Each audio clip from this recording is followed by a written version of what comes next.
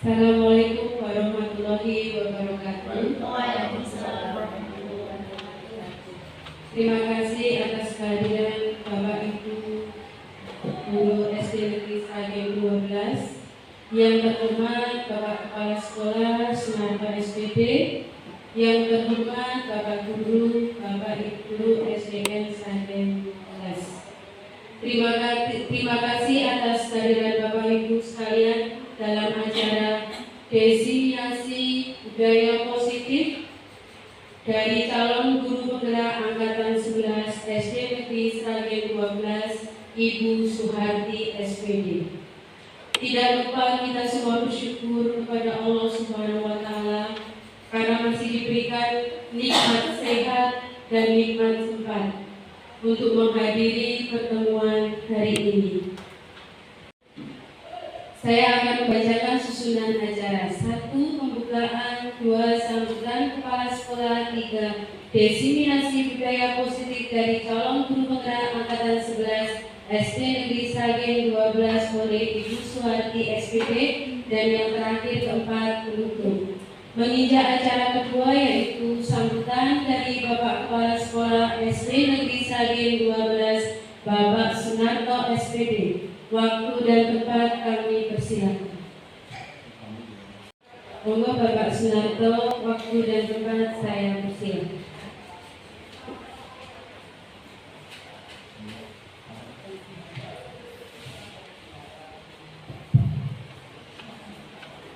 Terima kasih waktu yang diberikan kepada saya pada kesempatan siang hari ini.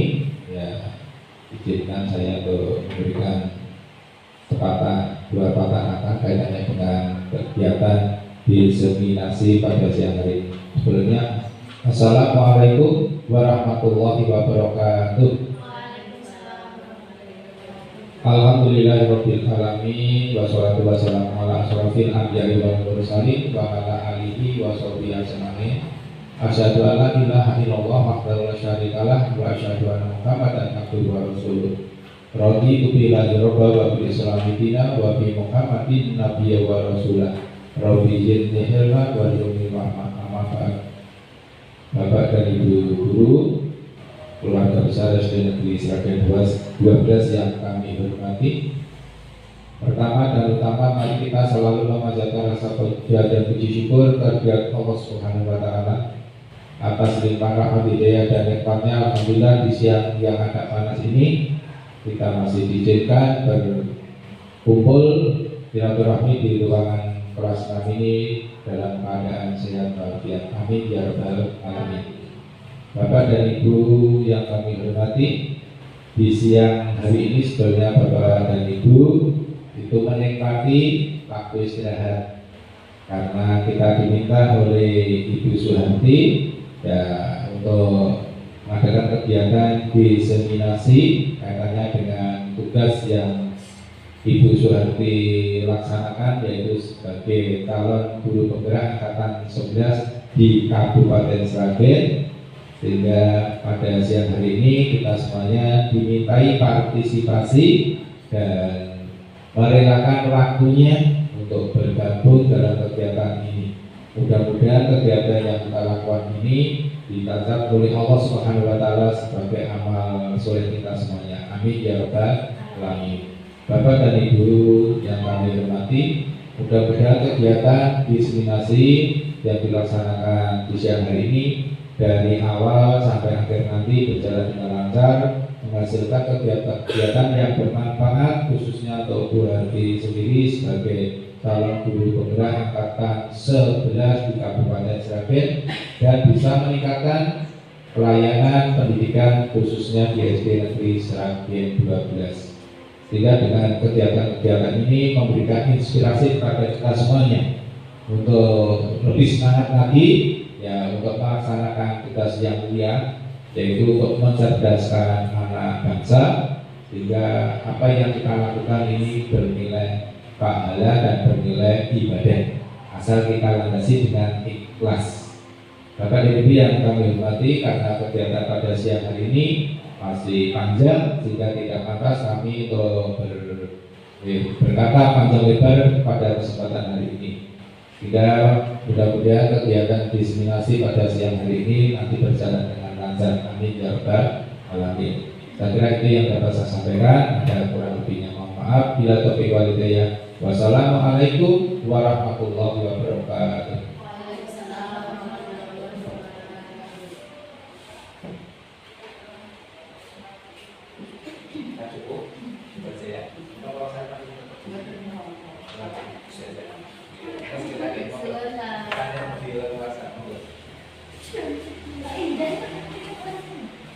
Terima kasih Bapak Ibu atas perhatiannya. Terima kasih kepada Bapak Sunarto SPD. Acara selanjutnya yaitu diseminasi budaya positif dari calon guru penggerak Angkatan 11 SD Negeri Sragen 12 oleh Ibu Suharti SPD. Waktu dan tempat kami persilakan.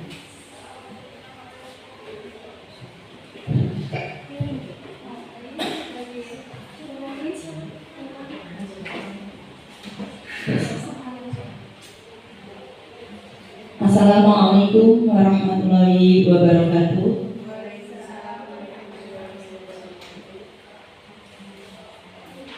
Alhamdulillahirabbil alamin. Wassalatu wassalamu ala asrofil anbiya'i wal mursalin wa ala alihi wa sahbihi ajmain. Terima kasih Bapak dan Ibu guru SD Negeri Sragen 12. Sudah saya repotkan untuk membantu atau mendengarkan diseminasi dari saya sebagai calon guru penggerak angkatan 11 Kabupaten Sragen. Mudah-mudahan dengan diseminasi ini ilmu yang akan saya sampaikan nanti bermanfaat untuk saya pribadi, untuk Bapak dan Ibu guru maupun untuk sekolah kita SD Negeri Sragen 12. Langsung saja saya presentasikan diseminasi kali ini. Diseminasi modul 1.4 budaya positif. Yang akan saya bahas siang hari ini adalah disiplin positif dan nilai-nilai kebajikan universal. Yang kedua, teori motivasi, hukuman dan penghargaan, restitusi. Kemudian keyakinan kelas, kemudian kebutuhan dasar manusia dan dunia berkualitas, 5 posisi kontrol, dan yang terakhir segitiga restitusi.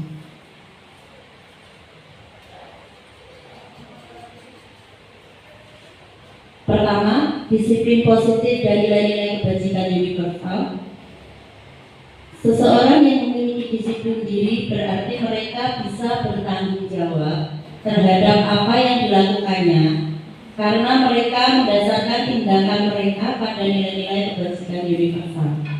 Nah, dalam hal ini tokoh pendidikan Indonesia yaitu Ki Hajar Dewantara itu menyatakan, di mana ada kemerdekaan, disitulah harus ada disiplin yang kuat.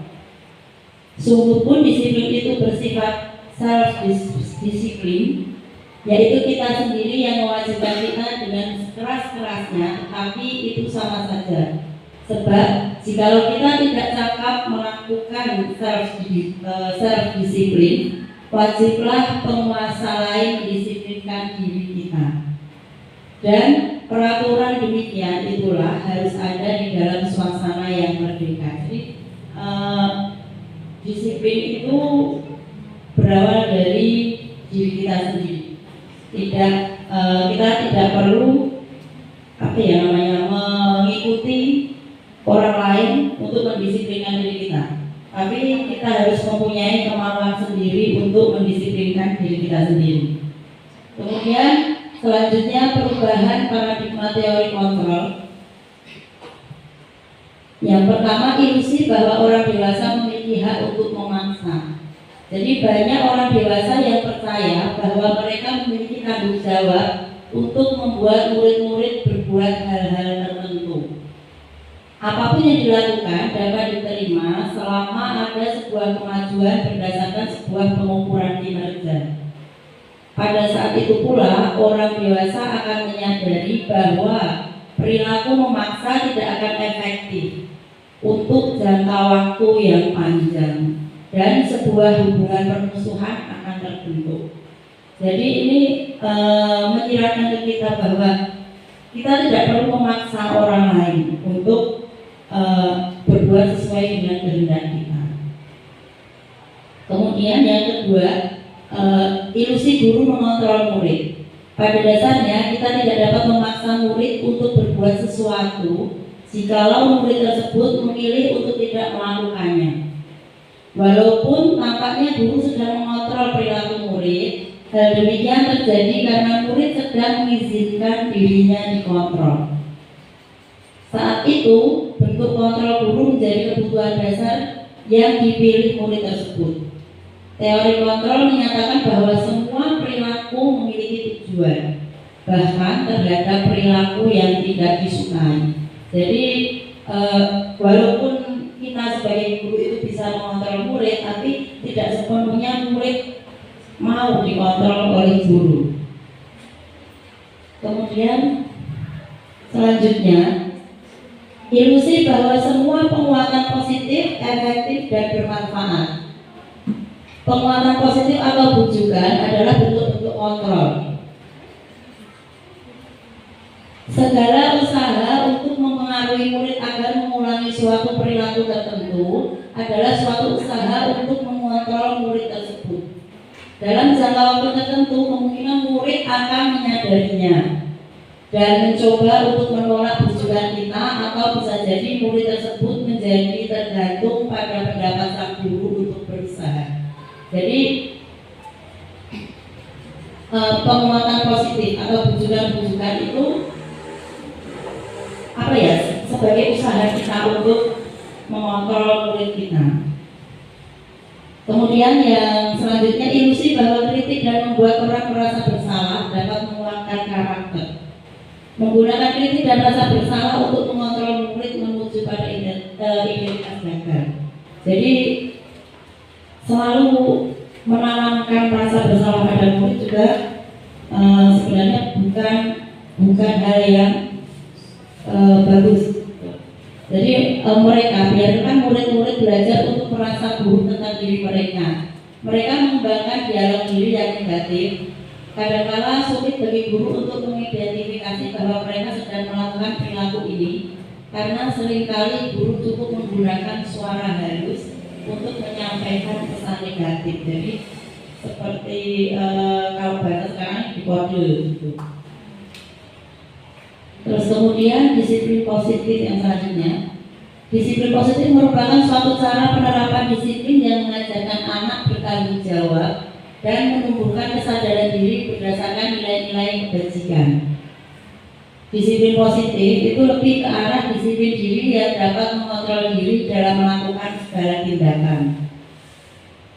Kemudian disiplin diri dapat membuat murid memahami dan menyadari berdasarkan motivasi internal. Jadi bukan akibat paksaan ataupun pujian. Kemudian motivasi perilaku manusia. Jadi ini menurut Diana Gosen dalam bukunya Restructuring School Discipline menyatakan ada 3 motivasi perilaku manusia. Yang pertama itu adalah untuk menghindari ketidaknyamanan atau hukuman. Jadi untuk menghindari ketidaknyamanan atau hukuman itu adalah tingkat terendah dari motivasi perilaku manusia. Biasanya orang yang motivasi perilakunya untuk menghindari hukuman atau ketidaknyamanan itu akan bertanya, apa yang akan terjadi bila saya tidak melakukannya? Dan itu sebenarnya mereka sedang menghindari permasalahan yang mungkin muncul dan berpengaruh pada mereka secara fisik, psikologis maupun tidak terpenuhinya kebutuhan mereka. Jadi bila mereka tidak melakukan tindakan tersebut dan motivasi seperti ini itu disebut motivasi eksternal atau motivasi yang bersifat eksternal. Kemudian yang kedua masih menurut Diana Gosen itu untuk mendapatkan imbalan atau penghargaan dari orang lain. Satu tingkat di atas motivasi yang pertama tadi. Jadi di sini itu orang berperilaku untuk mendapatkan imbalan atau penghargaan dari orang lain. Orang dengan motivasi ini akan bertanya, apa yang akan saya dapatkan apabila saya melakukannya? Kemudian mereka melakukan sebuah tindakan untuk mendapatkan pujian dari orang lain yang menurut mereka penting dan mereka letakkan dalam dunia berkualitas mereka. Mereka juga melakukan sesuatu untuk mendapatkan hadiah, pengakuan atau imbalan. Dan motivasi ini juga bersifat eksternal. Selanjutnya yang ketiga, untuk menjadi orang yang mereka inginkan dan menghargai diri sendiri dengan nilai-nilai yang mereka percaya. Orang dengan motivasi ini akan bertanya dan akan menjadi orang yang seperti apa? Akan menjadi orang yang seperti apabila saya melakukannya. Jadi mereka melakukan sesuatu itu karena nilai-nilai yang mereka yakini dan hargai. Dan mereka melakukannya itu dengan mereka ingin menjadi orang yang meyakini nilai-nilai yang mereka lakukan tersebut.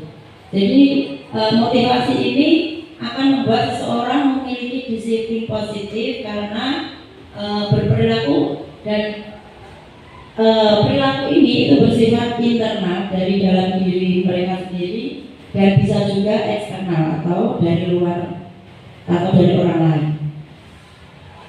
Kemudian kita menuju 5 posisi kontrol yang bisa dilakukan oleh guru kepada murid. Yang pertama adalah posisi penghukum.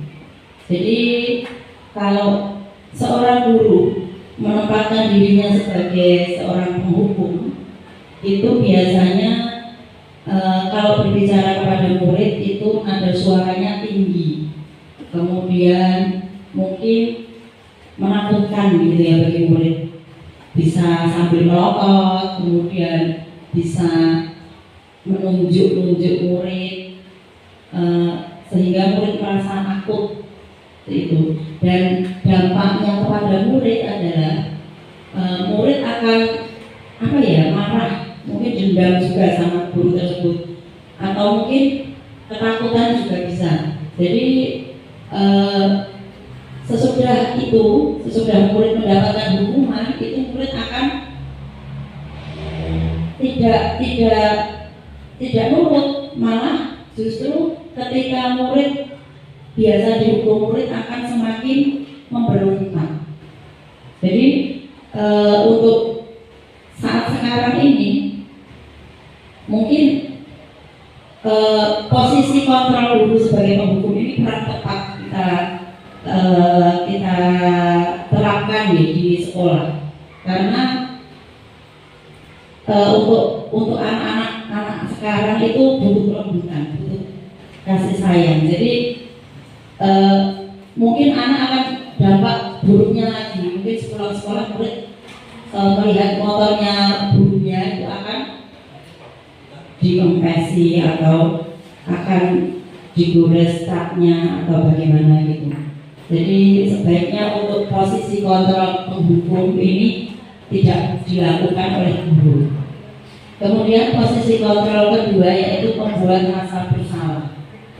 Pada posisi ini biasanya guru akan bersuara lebih lembut, membuat rasa bersalah. Jadi membuat murid seakan-akan dia itu bersalah banget gitu. Jadi murid akan merasa dirinya salah akan sesuatu yang sudah diperbuatnya, dan dia tidak nyaman dengan apa yang sudah dilakukannya tadi. Jadi dampaknya pada murid itu, murid akan selalu merasa bersalah sudah mengecewakan bapak atau ibu gurunya.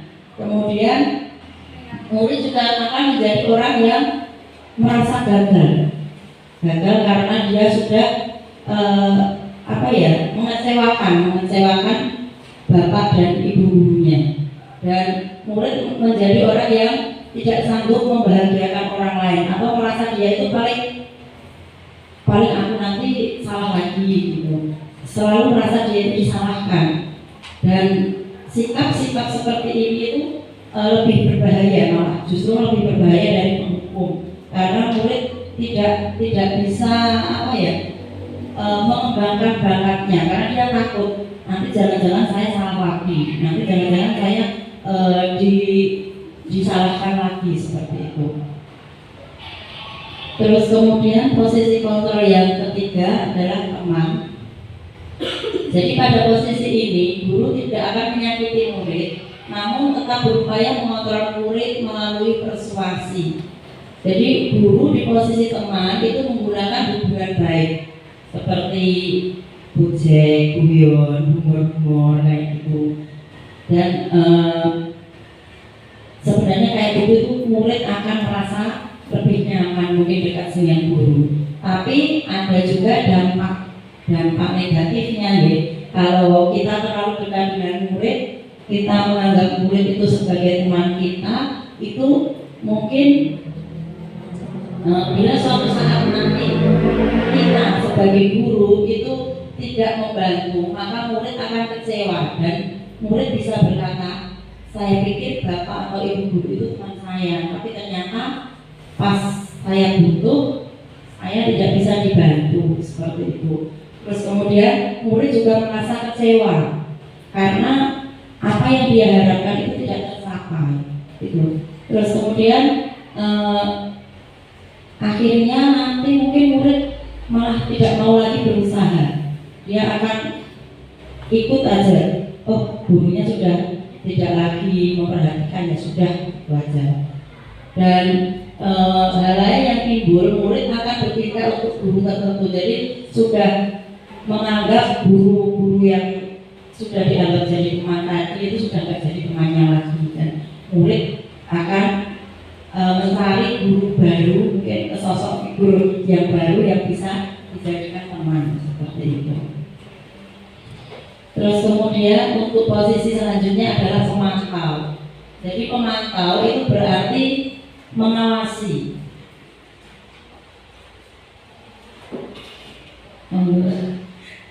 Pemantau atau mengawasi. Jadi pada saat kita mengawasi, kita bertanggung jawab atas perilaku orang-orang yang kita awasi.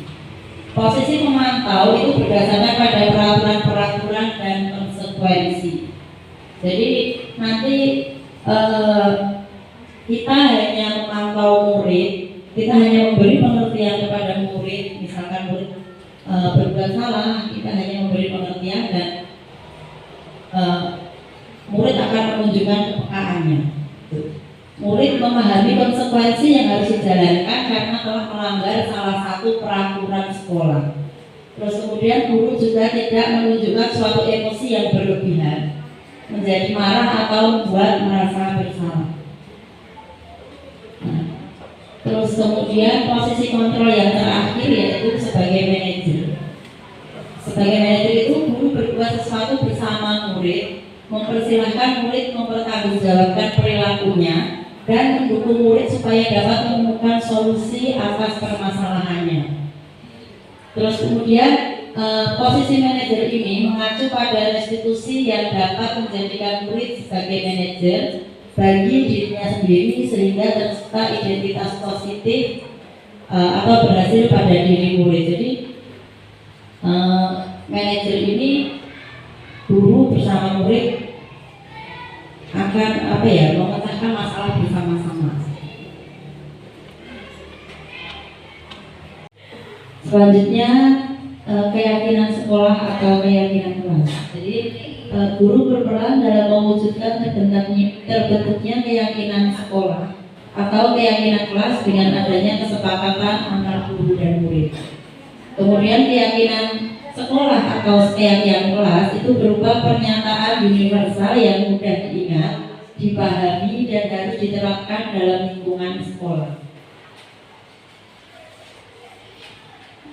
Mengapa keyakinan kelas? Mengapa tidak peraturan kelas? Jadi untuk menekankan pada keyakinan seseorang akan lebih memotivasi dari dalam dirinya. Jadi seseorang akan lebih tergerak dan bersemangat untuk menjalankan keyakinannya daripada hanya sekedar mengikuti serangkaian peraturan tertulis tanpa makna. Murid-murid pun demikian, mereka perlu mendengarkan dan memahami arti sesungguhnya tentang peraturan-peraturan yang diberikan. Kemudian apa nilai-nilai kebajikan di balik peraturan tersebut dan apa tujuan utamanya. Jadi murid akan menjadi tertarik atau murid akan menjadi tidak tertarik atau murid akan takut sehingga hanya sekedar mengikuti serangkaian peraturan yang mengatur mereka tanpa memahami tujuannya. Jadi kalau peraturan itu akan membuat murid takut untuk melanggar, tapi dengan rasa takut yang berlebihan itu mungkin malah justru murid lama-lama akan tidak mentaati peraturan tersebut. Tapi kalau yang namanya keyakinan itu sudah disepakati bersama, maka mau tidak mau murid juga akan ikut dalam keyakinan tersebut. Kemudian nilai-nilai kebajikan yang ada dalam keyakinan kelas itu yang pertama tanggung jawab. Jadi murid akan lebih bertanggung jawab kepada dirinya sendiri dan mengikuti keyakinan yang sudah disepakati bersama. Kemudian murid juga disiplin, murid juga saling menghormati antara dia dan teman-temannya, dan ada juga keselamatan dan kesehatan, dan murid juga akan lebih sabar dalam mentaati semua nilai-nilai kebajikan yang sudah disepakati bersama itu tadi. Kemudian dalam pembentukan keyakinan kelas ini ada beberapa poin yang harus diperhatikan, yaitu yang pertama, keyakinan kelas itu bersifat abstrak. Jadi lebih bersifat abstrak daripada peraturan, dan yang lebih rinci dan lebih konkret karena sudah disepakati bersama. Kemudian keyakinan kelas itu berupa pernyataan-pernyataan universal. Yang selanjutnya, pernyataan keyakinan kelas itu senantiasa dibuat dalam bentuk positif, dan keyakinan kelas hendaknya tidak terlalu banyak sehingga mudah diingat dan dipahami oleh semua warga kelas.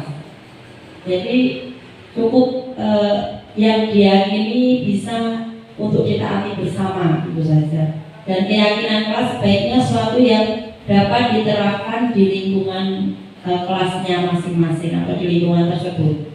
Kemudian semua warga kelas itu hendaknya ikut berkontribusi dalam pembuatan keyakinan kelas lewat kegiatan curah pendapat. Jadi semua warga satu kelas itu ikut berkontribusi untuk membuat keyakinan kelas yang akan ditaati bersama satu kelas. Dan yang terakhir adalah bersedia meninjau kembali keyakinan kelas dari waktu ke waktu. Jadi ada tinjauan. Jadi tidak keyakinan kelas itu bisa berubah seiring dengan perkembangan yang ada di kelas tersebut. Seperti itu. Terus kemudian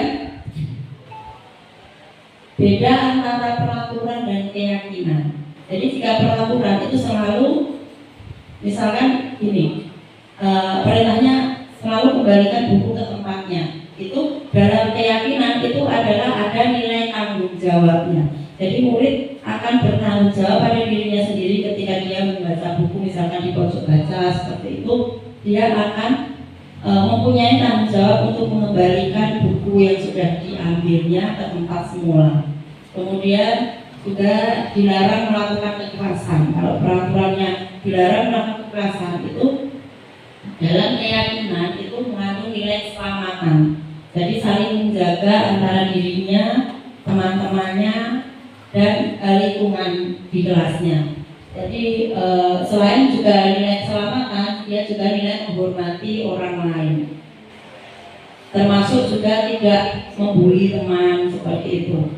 Terus kemudian untuk peraturan bergantian atau menunggu giliran itu dalam antrian, misalkan antri cuci tangan atau membaca buku atau yang lain. Itu adalah di keyakinan itu dia ada nilai menghormati orang lain, ada juga nilai kesabaran. Jadi dia dilatih untuk bersabar. Kemudian cuci tangan sebelum makan itu dalam keyakinan ada nilai kesehatan. Kemudian 5 kebutuhan dasar manusia. Yang pertama itu kebutuhan untuk bertahan hidup. Contohnya kalau kebutuhan untuk bertahan hidup itu adalah mencakup kesehatan, kemudian tempat tinggal atau rumah, kemudian makan, seperti itu. Kemudian ada kebutuhan kasih sayang atau rasa diterima. Jadi dia butuh diterima di lingkungannya. Misalkan di sekolah, ya lingkungan sekolah diterima oleh teman-temannya dan saling menghargai antara dirinya dan teman-temannya. Kemudian kesenangan atau fun itu kebutuhan anak atau murid untuk bermain dan ketawa bersama teman-temannya. Jadi murid itu juga butuh kebahagiaan atau kesenangan seperti itu. Kemudian yang selanjutnya adalah kebebasan. Jadi kebebasan ini dia butuh kemandirian. Kemudian dia bebas menentukan pilihannya sendiri. Jadi dia juga, seorang murid ini juga memerlukan kebebasan untuk memilih sesuai dengan pilihannya sendiri dan tidak dipengaruhi oleh teman-temannya atau gurunya. Kemudian penguasaan atau power. Jadi penguasaan ini seseorang itu butuh pengakuan akan kompetensi yang dia miliki. Jadi jika salah satu murid misalkan mempunyai kompetensi tertentu, jadi dia juga butuh diakui. Saya ini loh, saya bisa, misalkan dalam bidang olahraga atau dalam bidang yang lain, itu murid pun butuh diakui keberadaannya, seperti itu. Kemudian yang selanjutnya adalah hukuman, konsekuensi, dan restitusi. Untuk yang pertama itu hukuman. Hukuman itu bersifat tidak terencana atau tiba-tiba. Jadi anak atau murid tidak tahu apa yang akan terjadi dan tidak dilibatkan. Hukuman bersifat satu arah dari pihak guru yang memberikan, dan murid hanya menerima suatu hukuman tanpa melalui suatu kesepakatan atau pengarahan dari pihak guru. Jadi hukuman yang diberikan itu bisa berupa fisik, psikis.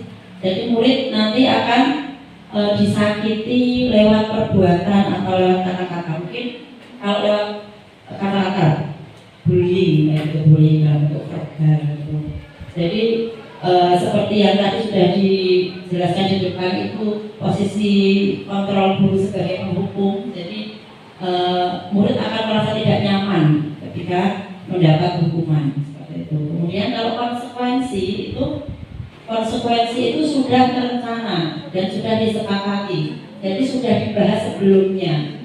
Murid sudah setuju, guru sudah setuju untuk menetapkan satu konsekuensi jika salah satu murid itu melakukan kesalahan. Jadi umumnya bentuk-bentuk konsekuensi itu dibuat oleh pihak guru atau sekolah, dan murid sudah mengetahui sebelumnya konsekuensi yang akan diterima bila ada pelanggaran.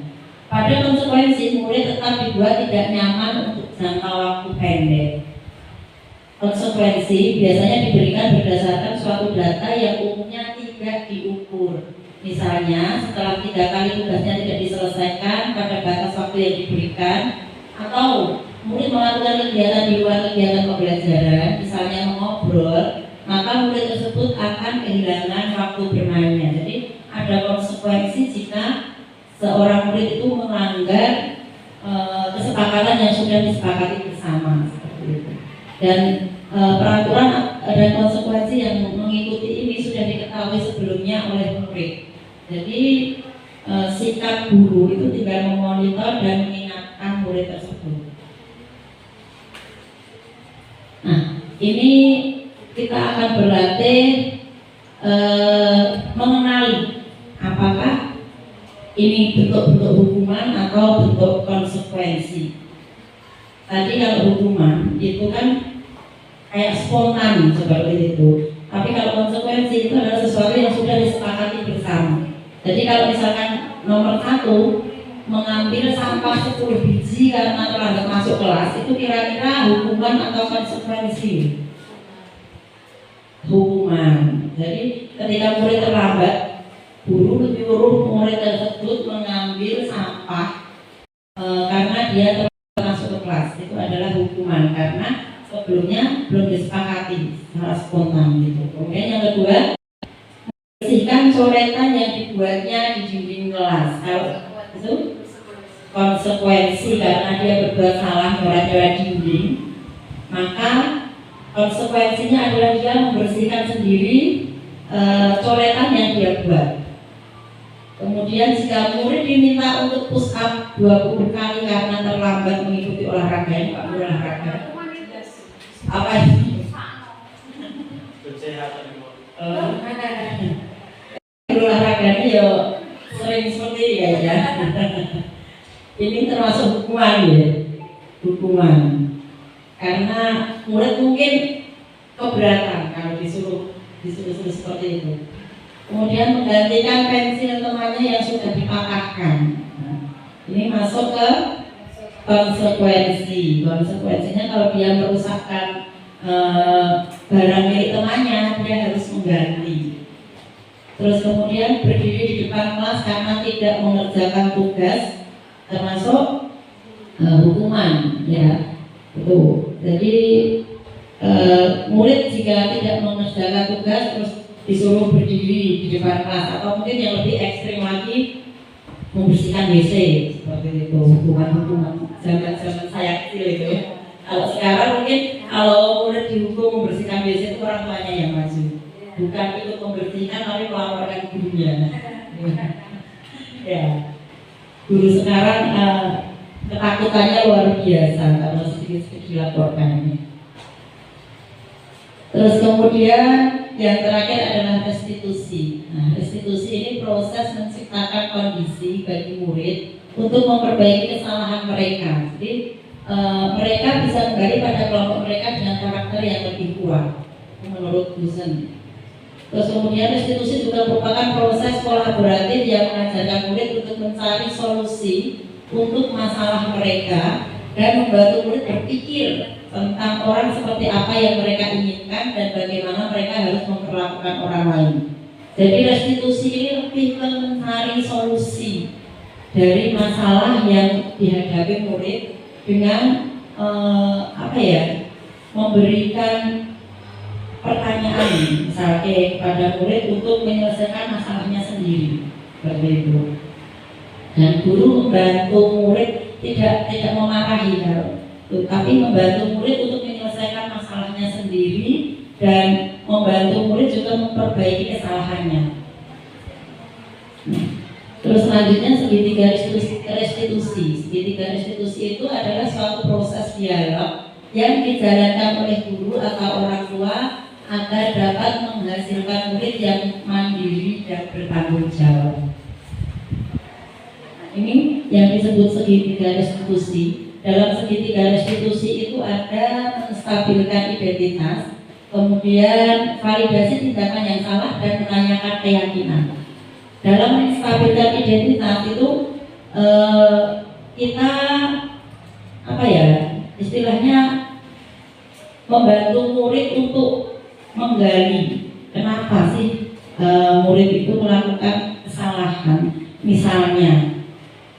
Misalnya ada murid yang ini sebuah kasus yang mungkin juga sering dialami Bapak dan Ibu guru ketika pelajaran di kelas itu ada murid yang sering mengganggu temannya seperti itu. Jadi ketika murid mengganggu temannya itu guru tidak langsung menghukum atau memarahi, tapi menurut segitiga restitusi ini yang pertama adalah kita stabilkan identitas dulu. Kita tanya, misalkan namanya si A gitu, nak kenapa kamu mengganggu temanmu, padahal kan guru tahu kamu itu anak yang rajin, anak yang pinter, tapi kenapa kok setiap jam pelajaran mengganggu temannya. Jadi menstabilkan identitas itu menggali alasannya dulu kenapa dia mengganggu. Misalkan mungkin murid akan menjawab iseng gitu. Saya hanya iseng aja kok Bu, pengen membuat teman saya tidak nyaman, mungkin seperti itu. Nah kemudian setelah itu kan baru menstabilkan identitas. Kemudian guru akan memvalidasi tindakan yang salah pada murid tersebut. Jadi memvalidasi tindakan itu mencari alasannya apa gitu. Seperti tadi sudah dikatakan alasannya apa, hanya pengen gojek, misalnya hanya pengen membuat teman-temannya tidak nyaman dalam pelajaran seperti itu. Terus kemudian guru juga menanyakan keyakinan. Jadi guru akan menanyakan, kalau misalkan kamu yang diganggu, gitu, menanyakan kepada murid tersebut, kalau misalkan kamu yang diganggu, apakah kamu juga mau gitu, ketika kamu belajar terus diganggu temanmu, gitu. Terus pastinya murid akan menjawab tidak mau. Nah, apa yang kamu lakukan kalau kamu tidak mau diganggu? Berarti kan jangan mengganggu temannya. Kalau tidak mau diganggu ya jangan mengganggu, seperti itu. Dan kita akan mencari solusi bersama. Terus solusinya bagaimana kalau pas pelajaran tidak boleh mengganggu teman, tidak boleh bermain sambil-sambilan sama temannya? Terus solusinya adalah ya kita mainnya atau ramenya nanti setelah selesai pelajaran, jadi tidak pas jam pelajaran. Mungkin itu solusi yang bisa diberikan guru kepada murid dan disepakati bersama, seperti itu. Jadi antara menstabilkan identitas, validasi tindakan yang salah, dan kemudian menanyakan keyakinan supaya murid lebih bertanggung jawab dengan dirinya dan perbuatannya. Terus selanjutnya segitiga restitusi dalam penyelesaian masalah. Jadi guru itu berperan sebagai manajer menggunakan segitiga restitusi dalam menyelesaikan masalah melalui 3 tahapan. Yang tahapan tadi menstabilkan identitas, validasi tindakan yang salah, dan menanyakan keyakinan. Kemudian tujuan dari 3 tindakan tadi adalah menghasilkan murid yang mandiri dan bertanggung jawab. Terus kemudian budaya positif itu dari dalam filosofi Ki Hajar Dewantara itu, dengan menjalankan budaya positif di sekolah maka akan mempermudah dalam tercapainya tujuan pendidikan nasional sesuai dengan filosofi Ki Hajar Dewantara, yaitu pendidikan yang berpihak pada murid dan bersifat menuntut kekuatan kodrat yang ada pada murid. Kemudian budaya positif kaitannya dengan nilai dan peran guru penggerak itu adalah dapat terwujud jika seorang guru memiliki 5 nilai guru penggerak. 5 nilai guru penggerak itu adalah yang pertama berpihak pada murid, kemudian mandiri, reflektif, kolaboratif, dan inovatif. Dan budaya positif juga bisa terwujud itu dengan mendorong kolaborasi antara semua warga sekolah. Dengan adanya keyakinan sekolah, maka keyakinan sekolah yang sudah disepakati bersama itu harus dilaksanakan bersama oleh seluruh warga sekolah. Kemudian budaya positif yang hubungannya dengan visi guru penggerak adalah salah satu perubahan yang diinginkan sesuai dengan visi guru penggerak adalah terbentuknya budaya positif agar diperoleh sekolah yang nyaman, aman, dan berpihak pada murid. Jadi untuk mewujudkan visi guru penggerak tersebut dengan membuat prakarsa perubahan sesuai dengan filosofi Ki Hajar Dewantara dan profil pelajar Pancasila. Kemudian yang terakhir, ini pesannya. Jadi hal lain yang penting dipelajari dalam proses menciptakan budaya positif adalah melakukan kolaborasi antara sekolah dan orang tua murid agar budaya positif ini jangan hanya dilakukan di kelas atau di sekolah saja, namun juga di rumah. Jadi agar menjadi suatu kebiasaan atau karakter saat berada di lingkungan sekolah ataupun di lingkungan sekitarnya. Jadi budaya positif yang sudah ditanamkan di sekolah itu kalau misalkan murid itu sudah terbiasa melakukan budaya positif di sekolah tanpa paksaan dengan kesepakatan bersama, maka nanti di lingkungan rumah pun dia juga akan terbiasa.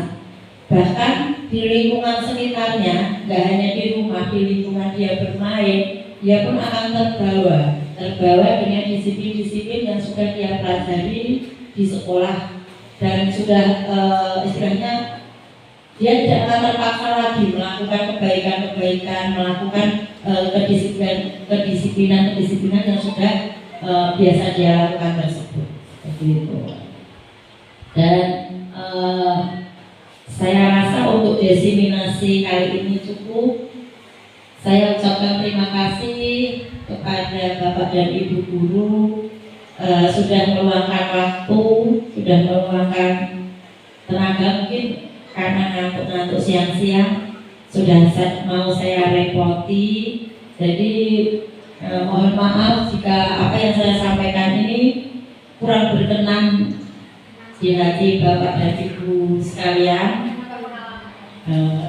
Dan mungkin kita sama-sama belajar untuk apa ya, untuk menjadi guru yang lebih baik lagi. Jadi bukan berarti kalau saya yang berbicara di sini saya lebih baik dari penjenengan, tapi sama-sama kita belajar untuk memperbaiki pembelajaran kita, memperbaiki karakter siswa yang ada di sekolah kita, dan semoga untuk kedepannya kita akan menjadi pribadi yang lebih baik lagi. Sekali lagi terima kasih, dan mohon maaf jika ada salah kata dari saya. Assalamualaikum warahmatullahi wabarakatuh.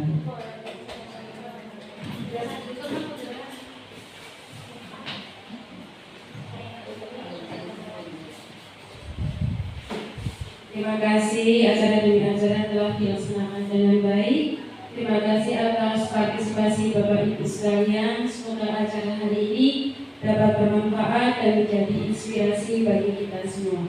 Kurang lebihnya saya mohon maaf. Bila taufiq wal hidayah. Wassalamualaikum warahmatullahi wabarakatuh.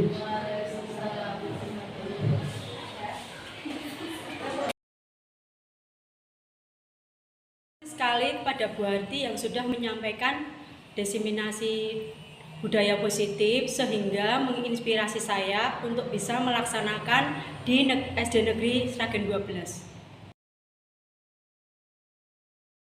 Assalamualaikum warahmatullahi wabarakatuh.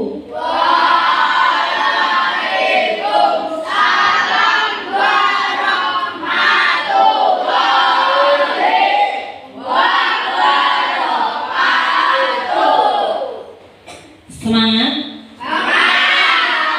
Bagaimana kabar kalian hari ini?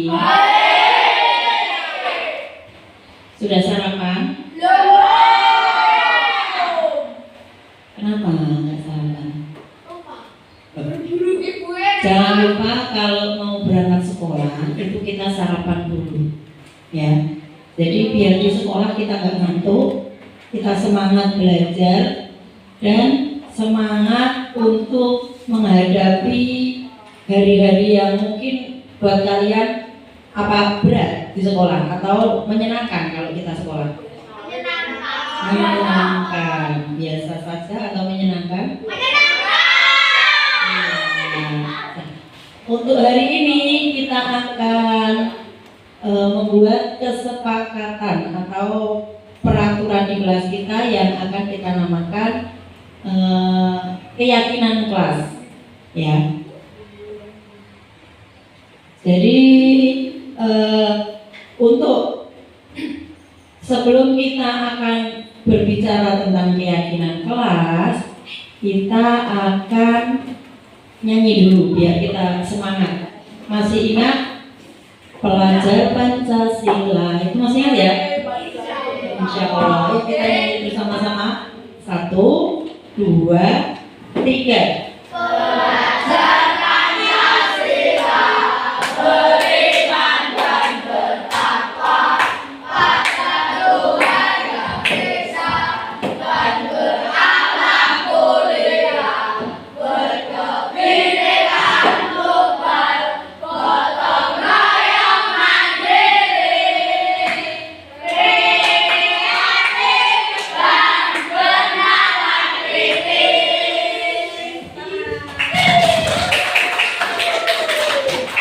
Pintar, semangat semua karena masih pagi ya, jadi masih semangat.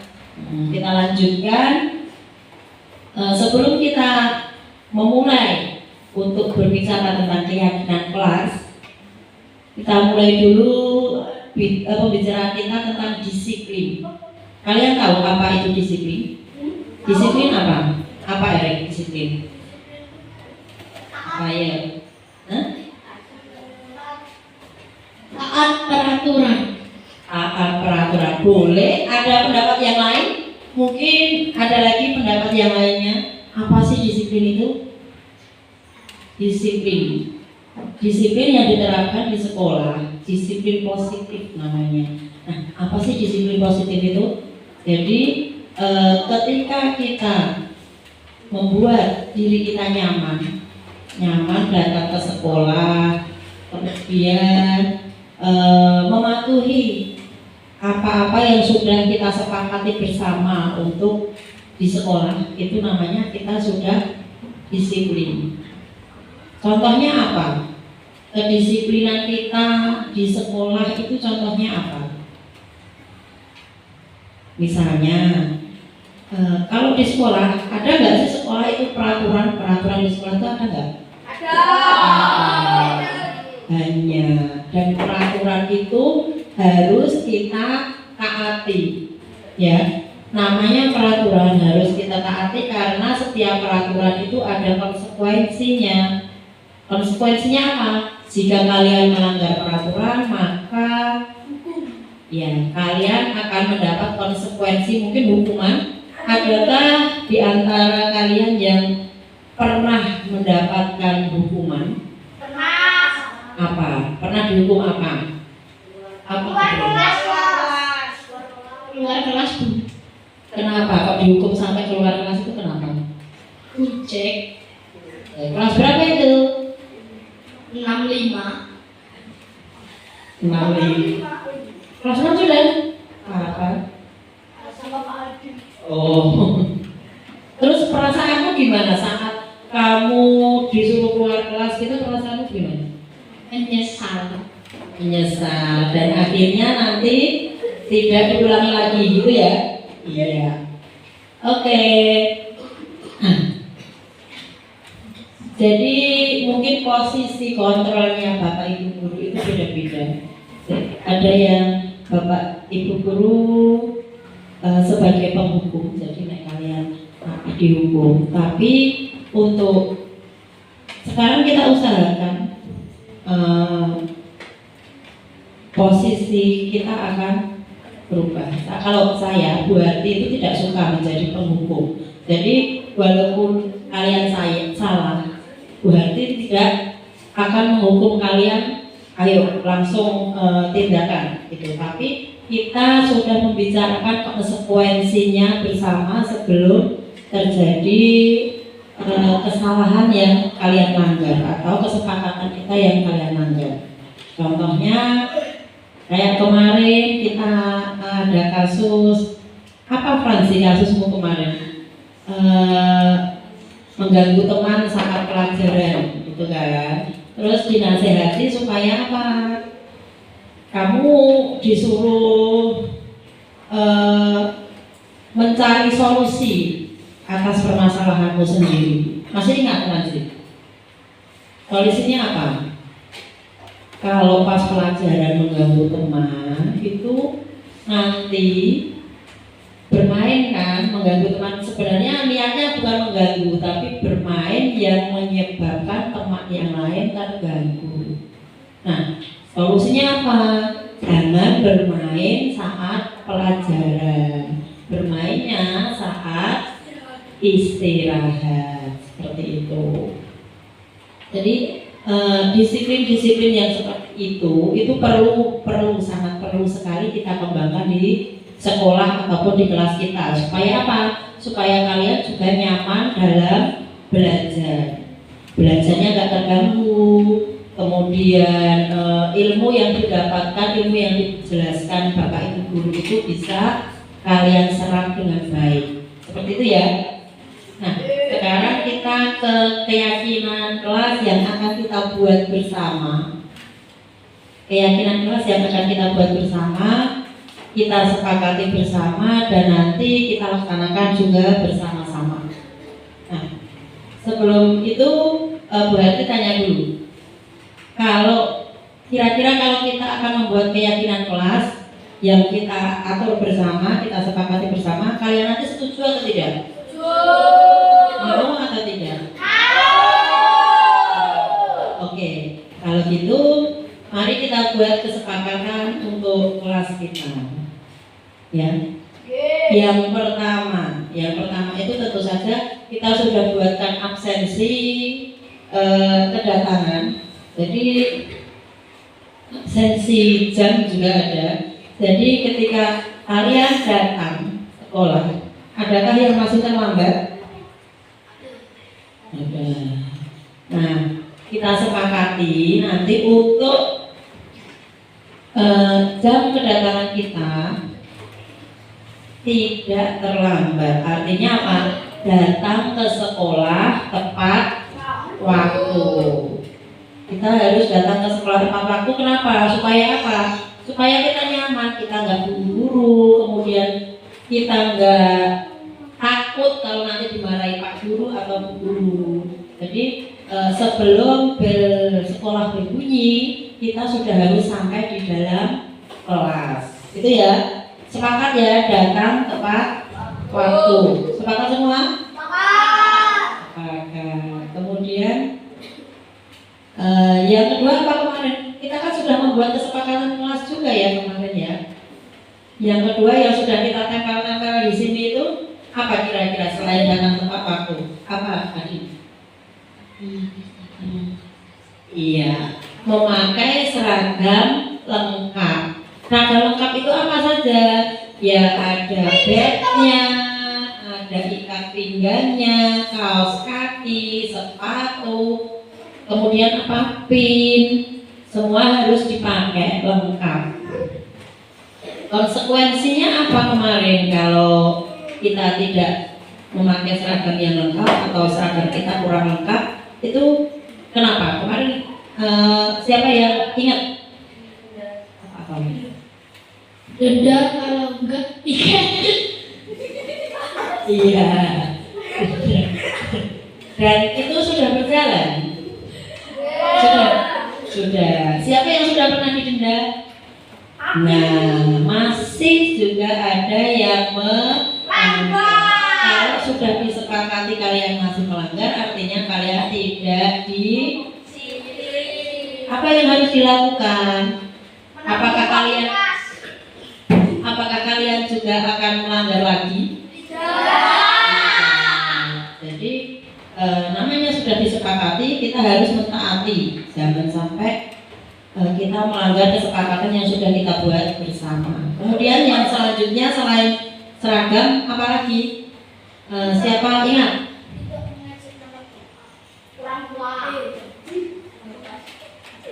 Tidak mengejek nama Bapak. Ya, tidak membuli. Bulian itu macam-macam ya. Mengejek kalau di sini kan musimnya mengejek nama Bapak. Memanggil nama dengan nama orang tua itu juga tidak nyaman. Jangan membuat teman-teman kita tidak nyaman dengan panggilan-panggilan yang seenak kita. Orang tua sudah memberi nama yang bagus, ya kan? Namanya bagus-bagus. Mau kok Yojek memanggil dengan nama orang tua, boleh nggak itu? Tidak boleh. Namanya bully itu tidak hanya pembulian verbal dalam bentuk kata-kata. Kita mencubi temannya, kemudian membuat teman tidak nyaman di sekolah itu juga termasuk pembulian dan itu tidak boleh dilakukan, ya. Dan juga ada konsekuensinya. Konsekuensinya apa jika kalian melanggar peraturan itu? Kemarin sudah dibuat juga, sama ya. Apa? Piket membersihkan kelas. Berapa hari itu piketnya? Berapa? 3 hari. Dan sudah dilaksanakan? Iya. Oke. Karena itu kesepakatan yang sudah kita sepakati bersama, maka kalian harus melaksanakan. Kemudian untuk kesepakatan yang lain masih ada apa? Siapa yang bisa kesepakatan lainnya selain apa namanya tadi? Datang tepat waktu, memakai seragam yang lengkap, kemudian berkata yang baik kepada teman, tidak menyakiti teman. Itu terus ada apa lagi? Tidak berkata kotor, Tidak berkata kotor, tidak mengumpat, tidak misuh-misuh. Siapa yang suka misuh di sini? Oh, masih suka juga? Masih sekarang? dikit-dikit. Oh, dikit-dikit. Terus kamu sudah mendapatkan konsekuensi dari perbuatanmu itu? Sudah mendapat? Boy, Mau diulangi terus? Atau mau berhenti saja? Nah.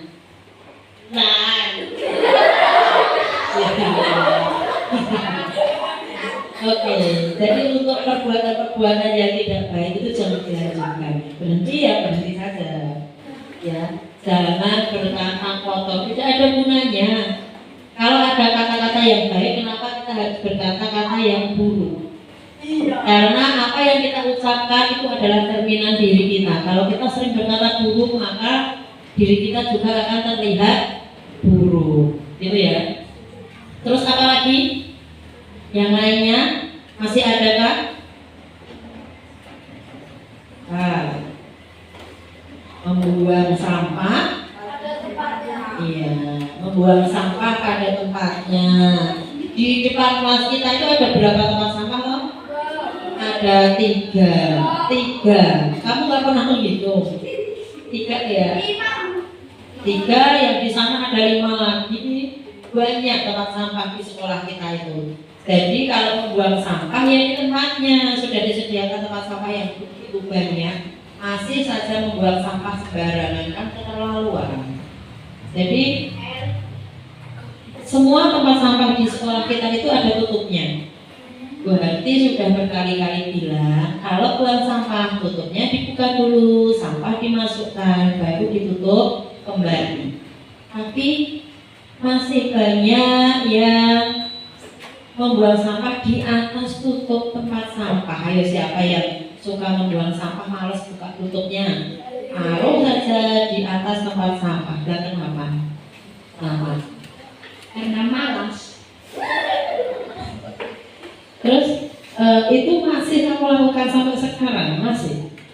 Dikit-dikit. Bisa berubah? Bisa. Buat tanya akibatnya apa sih kalau kamu membuang sampahnya di situ, tidak di dalam tempat sampah tapi di luar? Itu kira-kira nanti bisa terjadi apa? Bau. Ya, baunya kemana-mana. Selain bau nanti banyak ditumbuhi lalat kalau tempat sampah tidak ada tutupnya. Jadi mulai sekarang membuang sampah itu di tempat sampah tutupnya dibuka dulu, kemudian dibuang sampahnya di situ, baru ditutup kembali. Bisa ya?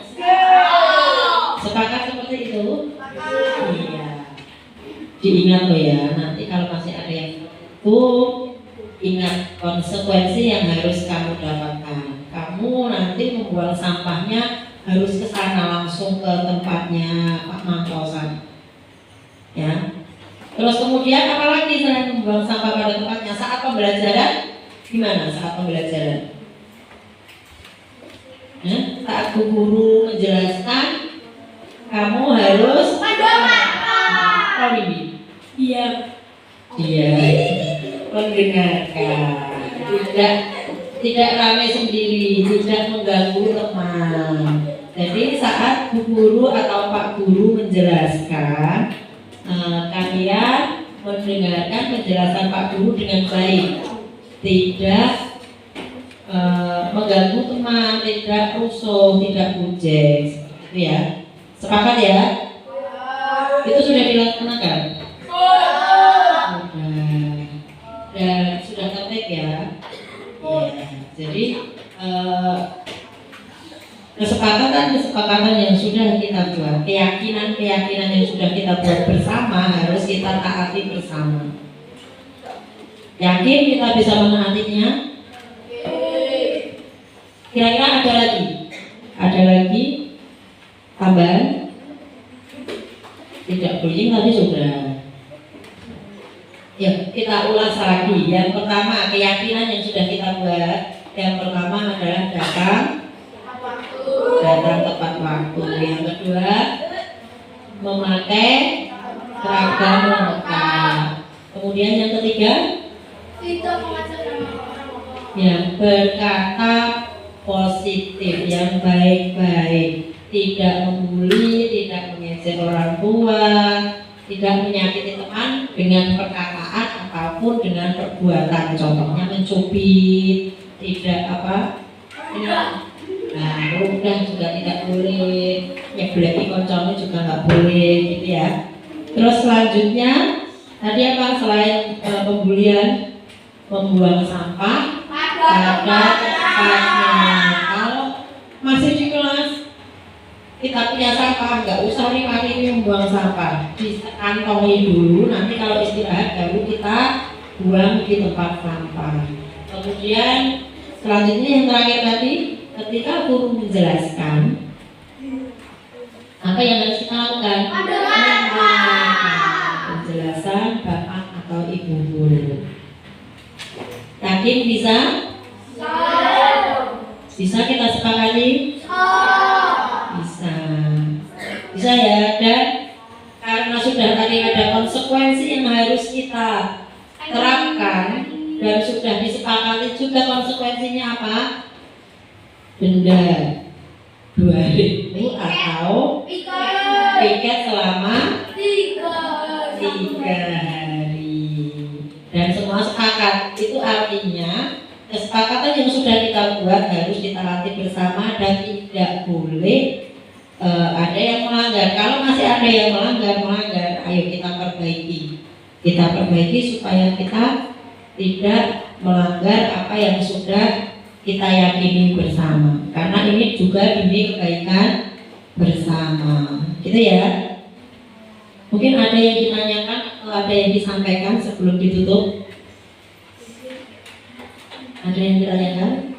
Atau ada tambahan mungkin? Oh, saya masih pengen ada keyakinan yang lain, kesepakatan yang lain. Itu mungkin nggak ada? Tidak ada. Oke, kalau tidak ada, Bu Harti rasa cukup. Terima kasih karena kalian sudah bekerja sama dengan baik.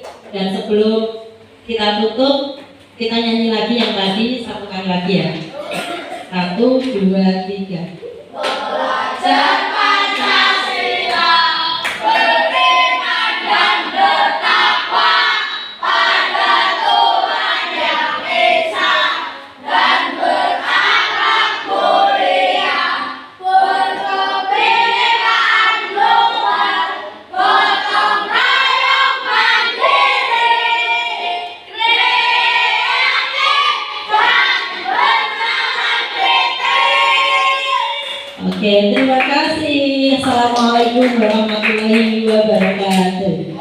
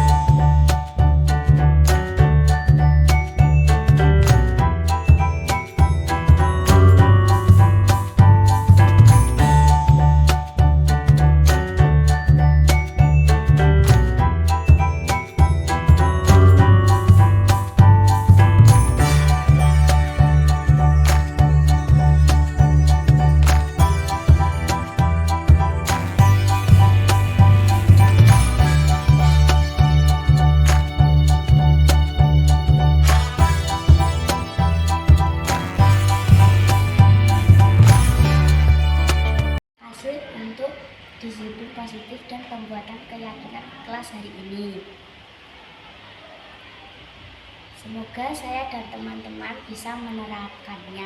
Terima kasih.